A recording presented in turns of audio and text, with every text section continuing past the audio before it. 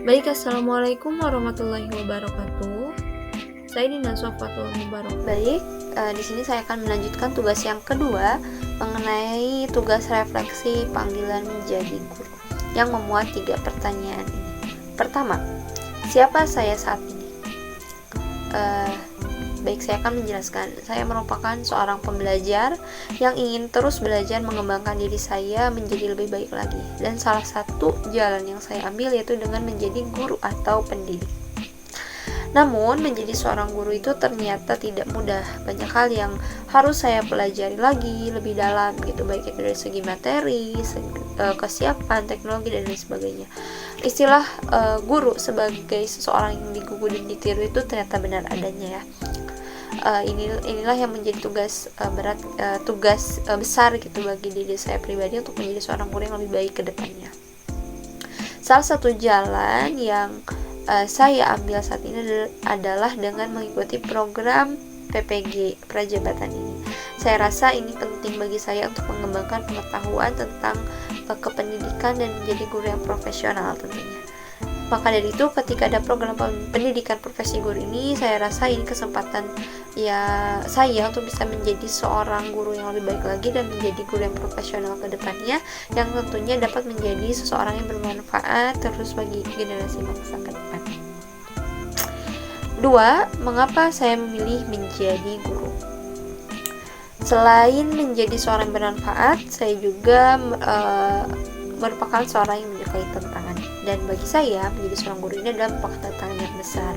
Guru tidak hanya menjadi seorang pengajar, namun juga pendidik. Tidak hanya yang masuk kelas, kemudian memberikan materi, lalu selesai, tapi ternyata lebih dari itu. Gitu.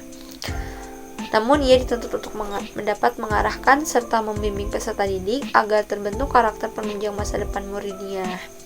Namun, pada kenyataannya tidak dapat dipungkiri bahwa banyak tantangan dan problematika dalam menjadi seorang guru, baik tantangan ketika pembelajaran ataupun hal lainnya yang berkaitan dengan pribadi peserta didik itu sendiri.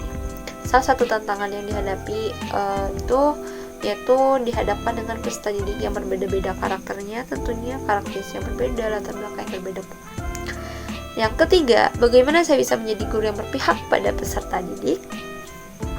Bagi saya, penting bagi seorang guru untuk berpihak pada peserta didiknya. Guru yang benar-benar memahami keadaan dan juga kebutuhan peserta didiknya dengan baik gitu ya. Untuk dapat menjadi guru yang berpihak pada peserta didik, yaitu dengan melihat dan mengamati kebutuhan peserta didik terus dalam pembelajaran. Misalnya saja ketika masuk ke dalam kelas, kita sadar betul apakah keadaan peserta didik ini sebelum berangkat ke sekolah itu baik-baik saja. Maka dari itu, semua tidak bisa disamaratakan, dan alangkah baiknya mungkin kita bertanya terlebih dahulu mengenai keadaan mereka, kesiapan mereka dalam pembelajaran gitu. Dan yang saya rasakan, proses pembelajaran yang hanya bersifat pada guru itu membuat diri saya merasa bosan dan monoton gitu. Maka dari itu perlu adanya perubahan dalam pendekatan ini. Perubahannya ini gitu dengan bersifat pada guru. Lalu bagaimana saya melakukan itu? Salah satu yang dapat dilakukan dalam pembelajaran adalah dengan menggunakan pendekatan pembelajaran bersama pada murid atau istilahnya itu student-centered learning gitu ya. Karena pendekatan ini dapat memberikan kebebasan kepada peserta didik dalam pembelajaran. Mereka juga dituntut untuk menggali sendiri pengetahuan yang dimilikinya dan menempatkan peserta didik itu sebagai pusat dalam pembelajaran. Dan tentunya di sini guru hadir sebagai fasilitator dan memberikan arahan dalam pembelajaran.